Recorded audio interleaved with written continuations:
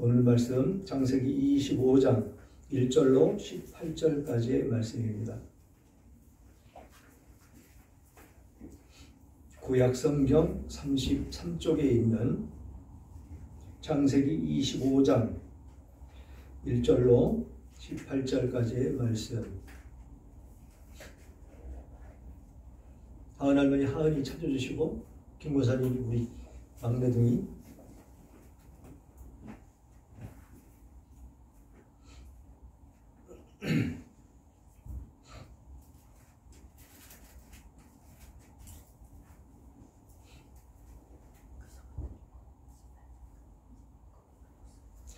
다 찾으셨으면 서로 교독합니다. 제가 1절 먼저 읽도록 하겠습니다.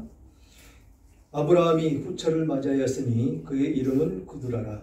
그가 시므란과 욕산과 무단과 미디안과 이스박과 수아를 낳고 욕산은 스바와 드단을 낳았으며 드단의 자손은 아스루 족속과 루두시 족속과 르움미 족속이며 미디안의 아들은 에라와 에벨과 한옥과 아비다와 엘리아니 그 다 구두라의 자손이었더라.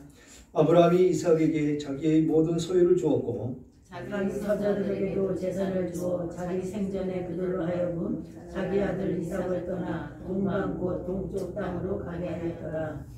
아브라함의 향년이 175세라. 그의 나이가 낮고 늙어서 기운이 다하여 죽어 자기의 족속에게로 돌아가매 그의 아들들인 이삭과 이스마엘이 그를 마므레 앞 해족속 소알의 아들 에브론의 밭에 있는 막벨라 굴에 장사하였으니 이것은 아브라함이 해족속에서 산 밭이라.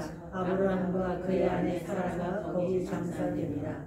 아브라함이 죽은 후에 하나님이 그의 아들 이삭에게 복을 주셨고 이삭은 부엘라 헤로이 근처에 거주하였더라. 사라의 여종 애굽인 하갈이 아브라함에게 낳은 아들 이스마엘의 조건을 이루어가노. 이스마엘의 아들들의 이름은 그 이름과 그 세대대로 이와 같으니 이스마엘 장자는 느바요시요 그 다음은 게달과 앗부엘과 밉삽과 미스마와 두마와 마사와 하닷과 데마와 여둘과 나비스와 게드마니 이들은 이스마엘의 아들들이요 그 촌과 부락대로 된 이름이며 그 족속대로는 12 지도자들이더라. 이스마엘은 향년이 137세에 기운이 다하여 죽어 자기 백성에게로 돌아갔고 그 자손들은 하일라에서부터 아스로로 통하는 애굽 앞까지 이르러 모든 형제의 맞은편에 거주하였더라. 아멘. 아멘. 아브라함의 죽음과 이스마엘의 후예라는 제목으로 은혜를 나눌까 합니다. 우리가 살아가는 데 있어서 사람은 누구나 할 것 없이 모두 다 죽습니다. 육신이 죽는 것이죠. 육신이 죽는 것이고 영은 살아서 예수를 믿으면 천국에 가고 거기서 평안함 가운데 하나님과 더불어 영생을 누리며 살고 예수를 믿지 않으면 지옥에 가서 펄펄 끓는 그 유황불에 영원히 고통과 아픔과 그런 가운데서 살게 된다라는 것이죠. 하빈이 어디 택해서 가고 싶어? 영원히 불에 끓는 그곳에 가서 불에 태워지면서 살고 싶어? 아니면 아름답고 복되고 아픔도 없고 고통도 없고 행복만 있는 저 천국에 가서 살고 싶어?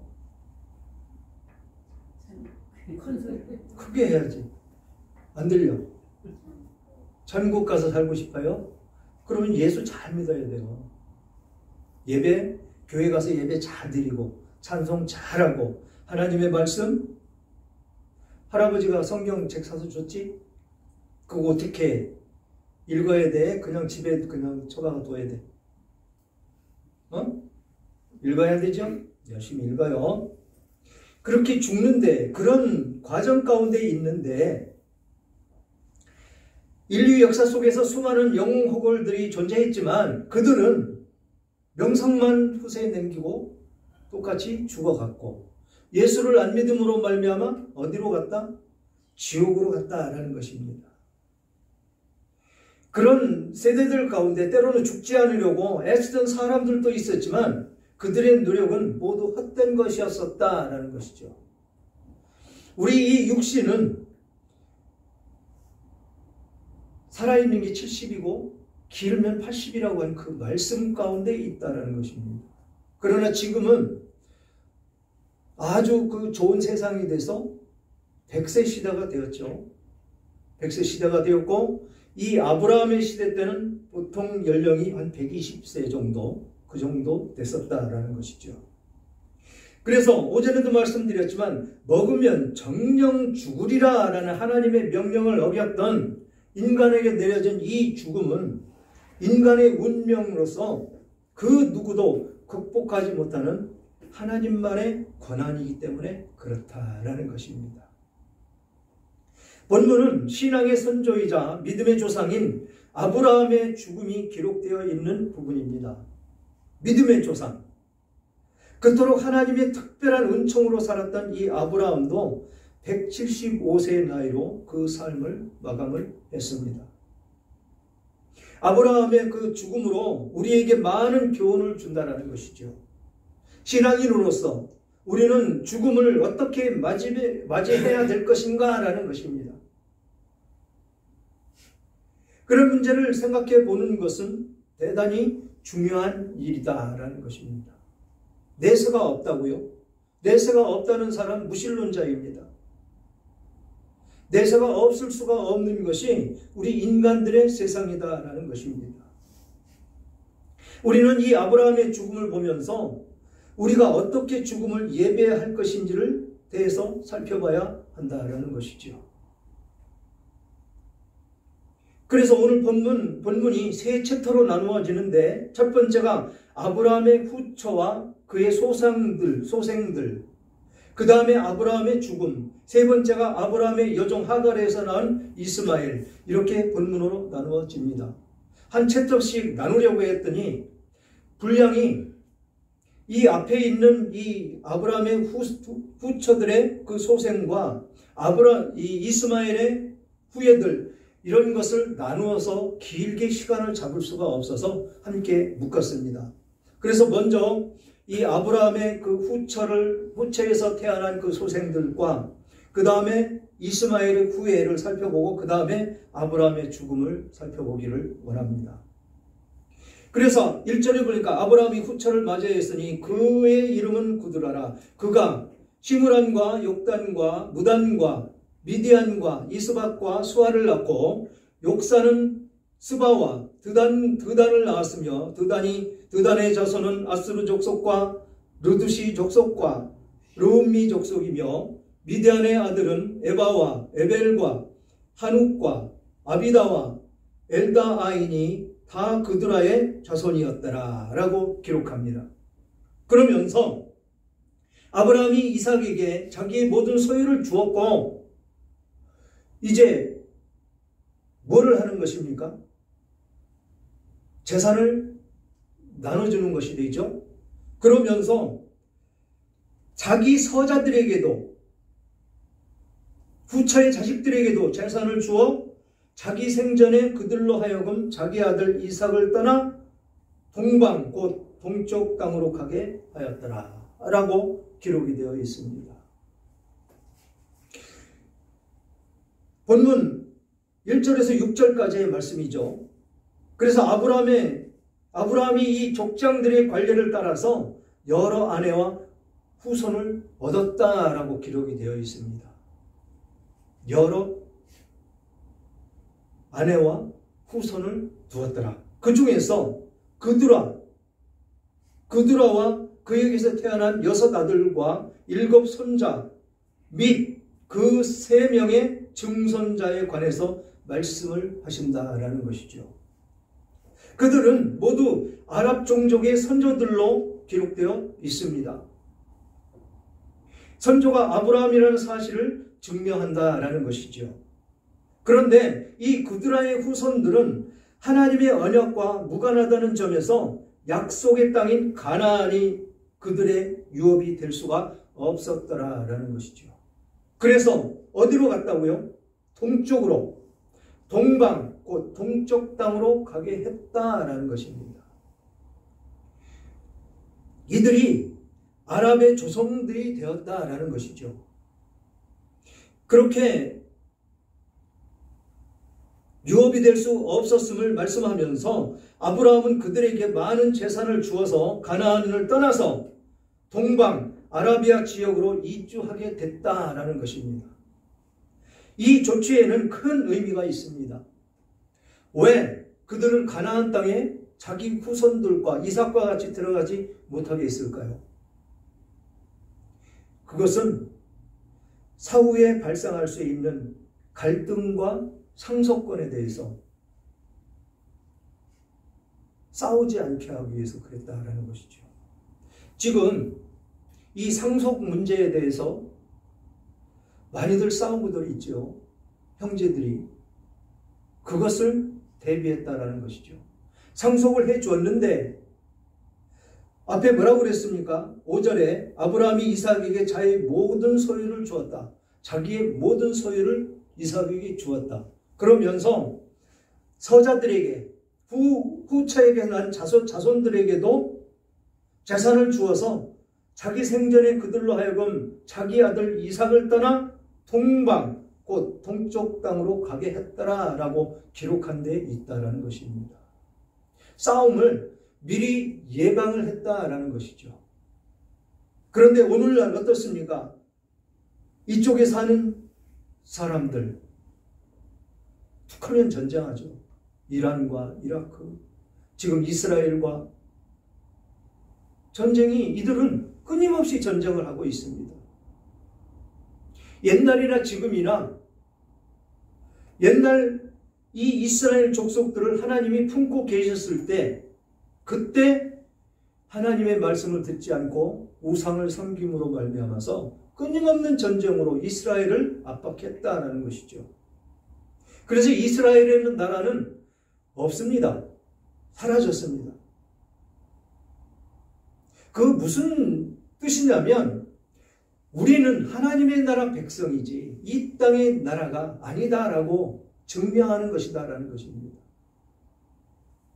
그렇게 이스라엘 백성들을 흩어놓았더니 어떤 모습으로 변했나요? 지금 아직도 예수 그리스도를 기다리고 있는 그들의 모습을 볼 수가 있지요. 예수를 전혀 믿지 않는 그들을 볼 수가 있다는 것입니다. 그래서 그들은 그렇게 뿔뿔이 흩어져 나가 이방 국가에 흩어져 살면서 그렇게 흩어져 사는 인생들이 어떻습니까? 삶이 참 고달픕니다. 그래서 오직 돈만 바라보며 억척같이 일해서 돈을 많이 모아놨죠. 그리고 지금 세계를 장악하고 있는 미국의 경제를 쥐락펴락하고 있는 것이 바로 이 이스라엘 민족들, 바리새인들이다라는 것입니다. 그래서 그 위력으로, 그 힘으로 이스라엘이라는 나라는 다시 탄생이 됐고 지금도 전쟁을 하고 있는 것이 이스라엘이다라는 것입니다. 그래서 분명히 알아야 될 것은 하나님이 역사하시고 하나님이 존재하시는 나라냐 아니면 자기들 멋대로 하나님을 섬기고 있는 나라냐 우리는 그것을 살펴봐야 된다는 것이죠. 그들은 예수 그리스도를 부인함으로 말미암아 하나님은 믿는다고 하지만 진정한 하나님의 백성이 못되더라라는 것입니다. 그렇게 살펴볼 때 우리는 이 이복 형제들 간에 감정적인 대립 등으로 많은 요인이 작용하므로 그런 것을 차단하는 방편으로 아브라함은 그렇게 조치를 했었다라는 것이죠. 그리고 세 번째 챕터인데 이스마엘 후예에 대해서 잠깐 살펴보면 이 본문에 언급된 이 이스라엘의 그 12족장 후손들은 17장 20절에 하갈과 이스마엘에게 이미 주어진 약속의 실현으로 아브라함에게 티끌과 같이 많은 후손을 주겠다라고 약속하신 이 하나님의 약속을 성취라고 볼 수가 있다는 것이죠. 이스마엘의 후예들, 하나님을 대적하고 있고 예수 믿는 사람들을 박해하고 있고 그런 과정인데도 하나님이 그들에게 살 길을 열어주셨다는 것입니다. 이것이 일반 은총인데, 일반 은총 그것을 통해서 왜 그들을 살려놓고 예수를 박해하고 예수 믿는 사람을 힘들게 하느냐라고 반문할 수 있지만, 그들을 통해서, 사단을 통해서 예수 믿는 사람들이 더욱더 믿음을 굳건히 세울 수 있는 그 가시 역할을 하기 위해서 이들을 많이 세워놓았다라고 볼 수가 있다는 것입니다. 그러니 우리가 고난을 당하거나 힘들고 어려운 과정에 놓여 있을 때 그거는 하나님의 뜻이 있구나라는 것을 깨닫고 하나님께 기도해야 된다라는 것입니다. 그렇게 하나님이 많은 후손을 주시겠다라고 약속을 분명히 하셨습니다. 언제? 17장에 있는 20절 안에 그렇게 약속을 하신 것이 이 이스마엘의 후손들의 이야기다라는 것입니다. 하나님께서는 많은 후손에 대한 그 약속이 이삭을 통해서만 성취될 것이 아니라고 제시를 하셨다는 것을 우리는 분명히 알아야 됩니다. 하나님께서 언약 밖에 있는 여인과 그 후손을 통해서도 아브라함에게 하셨던 약속을 이루어 가심을 볼 수가 있다는 것이죠. 그래서 모든 인류의 역사가 하나님의 통치 아래에 있음을 각 민족들의 지도자가 하나님의 주권에 의해서 선택된다는 사실을 보여주고 있다는 것이죠. 이것이 교회나 어떤 특정인에 의해서만 소유되는 그런 제한적인 것이 아니다라는 것입니다. 모든 인류의 주인으로서 그들로부터 영광 받으시기를 기뻐하시는 하나님이 되신다라는 것입니다. 그래서 우리는 그들도 사랑을 해야 된다는 것이죠. 그래서 하나님이 원수도 사랑을 해라. 그들이 줄이면 먹을 것을 주고 목말라 하면 먹을 것을 주라라고 말씀을 하신 데 뜻이 있다라는 것입니다. 원수는 나에게 맡겨라. 내가 대신 갚는다라는 것입니다. 우리는 그 말씀 안에 온전히 깨닫고 그 말씀을 준행하며 살아야 된다라는 것이죠. 그래서 오늘 마지막 챕터 아브라함의 죽음, 아브라함의 향년이 175세다라고 말씀을 하고 있습니다. 175년을 살았다라는 것이죠. 그의 나이가 높고 늙어서 기운이 다하여 죽어 자기 열조에게로 돌아가매 그의 아들들인 이삭과 이스마엘이 그를 마므레 앞 헷족속 소알의 아들 에브론의 밭에 있는 막벨라굴에 장사하였으니 라고 기록되어 있습니다. 막벨라굴 먼저 영상으로 봤죠. 사진으로. 막벨라굴 그쪽의 장례 문화는 돌을 깎아서 굴을 만들어서 그 안에 희실을 넣어놓고 한 사람만 들어가는 것이 아니고 우리나라처럼 한 사람만 들어가는 것이 아니고 거기서 갔다가 모셔놨다가 모두 산화되면 뼈는 뒤로 밀어버리고 다시 다른 사람이 그 후예가 죽으면 다시 그 자리에 갖다 놓고 다시 산화되면 다시 뒤로 밀어버리고 그런 제도가 그 지역의 장례 문화입니다. 그렇게 아브라함이 이제 막벨라굴의 장사가 되었습니다. 이 본문에 언급된 이 말씀을 따라서 보면 그들이 죽음에 의해서 살아가는 그 역사 가운데 이 아브라함의 역사는 참으로 험난한 세상을 살았습니다. 야곱도 역시 마찬가지로 험난한 세월을 살았다라고 고백을 하는 것을 볼 수가 있습니다. 그 당시에 차도 없고 그런데 많은 이주를 하면서 그들은 살았다라는 것입니다. 그렇게 이주를 하며 살아갈 때 자신만을 살아가는 것이 아니고 자기들이 재산으로 여기는 가축들, 그 떼들을 데리고 이동을 해야 하기 때문에 빠른 길도 갈 수가 없었더라라는 것이죠. 지금 몽골 같은 데를 보면 어마어마한 대지에 거기서 목축을 하며 사는 사람들, 이주하면서 그 집들을 지으면서 집도 이주를 하며 사는 모습을 볼 수가 있죠. 어마어마하게 넓은 초원입니다. 그런데 여기에 그 이스라엘에 지어져 있는 이 지형은 그런 초원도 아니고 사막이다라는 것입니다. 사막. 그런 곳을 이주하면서 삶을 살아가는 이 아브라함의 그 삶이 참으로 고달프고 어려운 그런 파란만장한 삶이었었더라라는 것이죠. 자기 고향 본토 집을 떠나라라고 얘기했을 때 그때 아브라함은 75세였었더라라는 것이죠. 그래서 거기서 떠나와서 100여 년을 가나안 땅에서 그렇게 살았다라는 것입니다. 그런데 이 아브라함의 삶은 참으로 거룩한 삶을 살았다라는 것이죠. 사람들에게서 존경을 받으며 높임을 받으며 그렇게 삶을 살았다라는 것입니다. 타국에서 오는 그 타지인을 맞았을 때 사람들이 대부분 어떨까요? 이상한 눈초리로 쳐다보고 깔보고 무시하고 무엇을 해도 협력도 안 하고 그런 것이 이치입니다.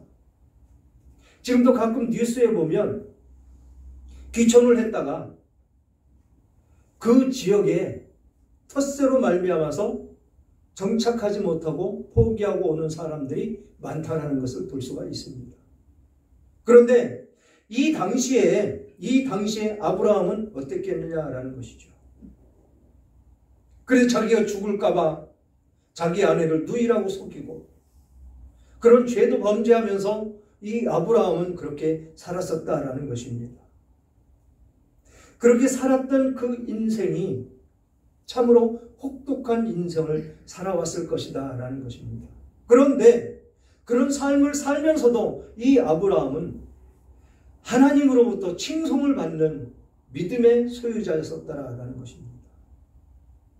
그런 믿음이 있었기에 하나님이 선택을 하셔서 모든 민족의 아버지로 이름도 바꿔주고 그렇게 이 가나안 땅에서 삶을 살도록 그렇게 허락을 하셨더라라는 것입니다. 아무것도 모르는데 내 고향 아비집을 떠나라. 그 말씀을 하고 내가 일러주는 곳에 가라라고 했는데 일러준 것이 없습니다. 무턱대고 떠났습니다.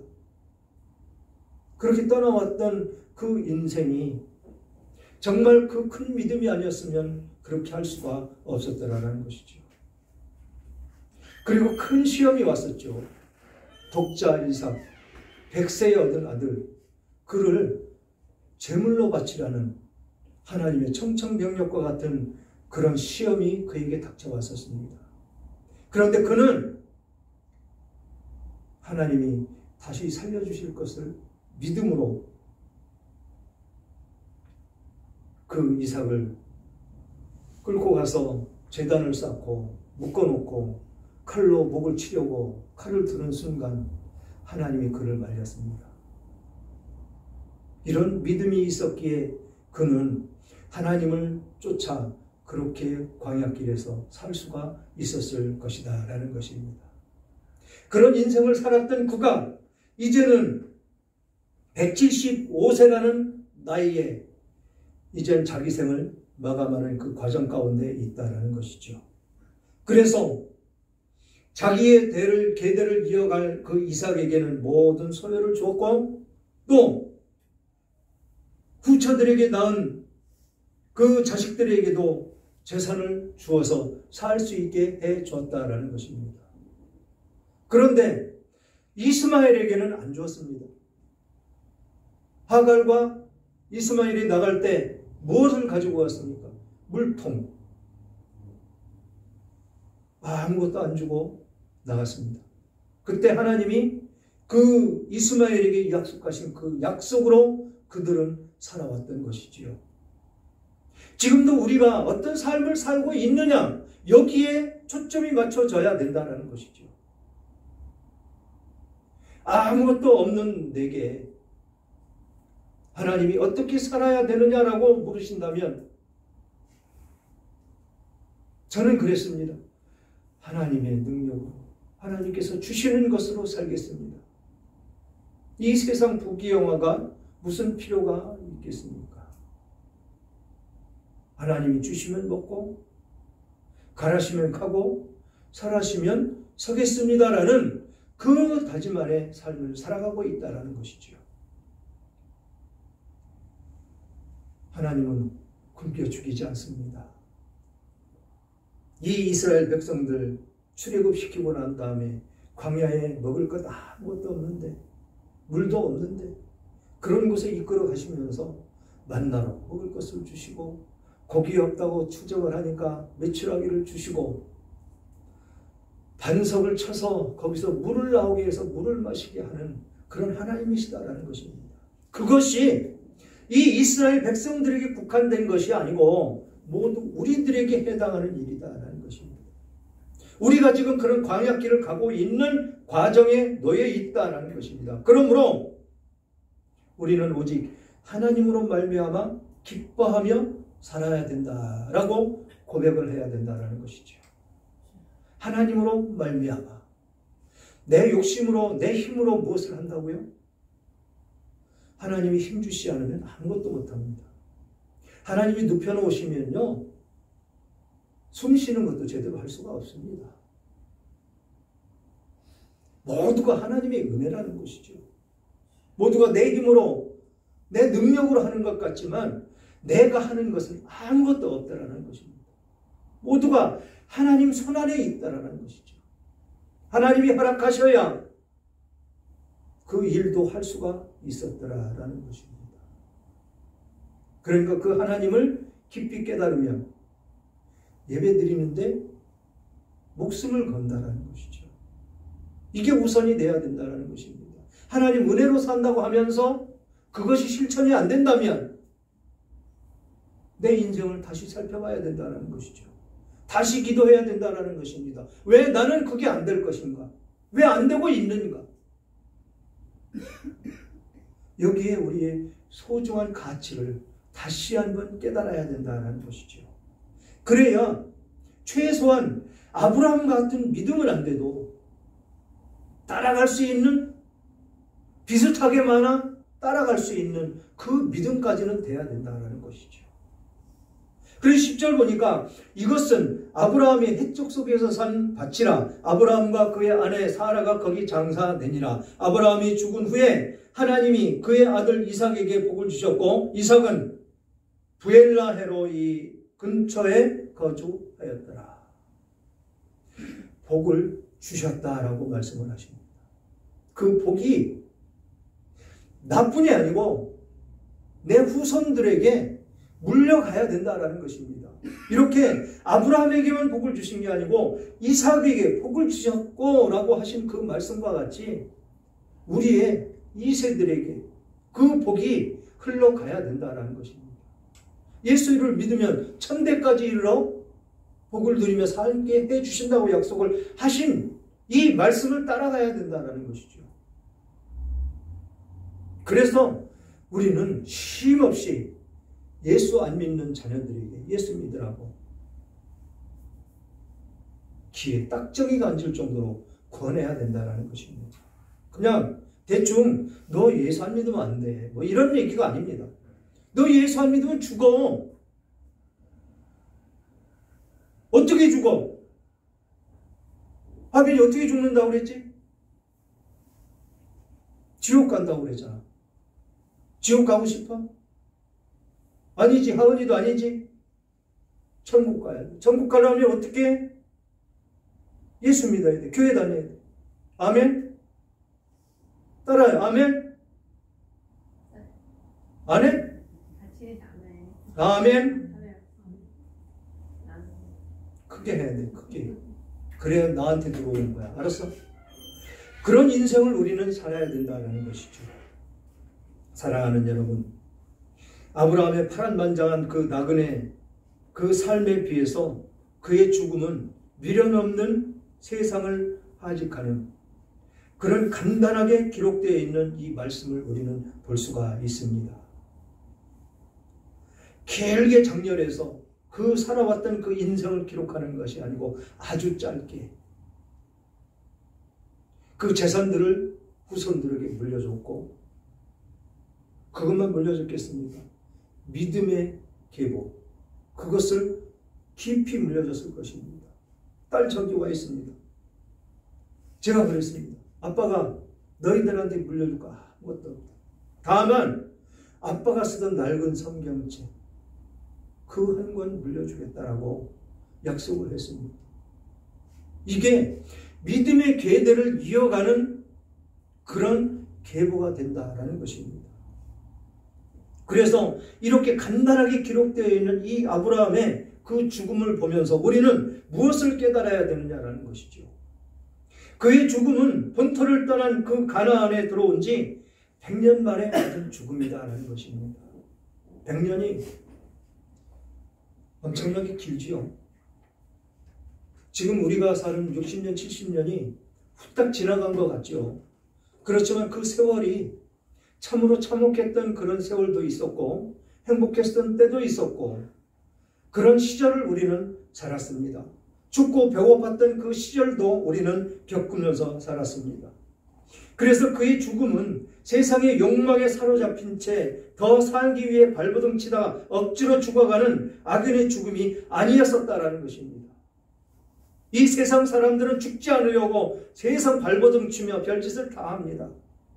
세상이 좋은 거 돈 좀 있으면 다 갖다 먹으면서 생명 연장하려고 별 수단과 방법을 가리지 않습니다. 그러면서 그의 죽음은 더 놀라운 세계로 나아가는 희망찬 도약이었었다라는 것이지요.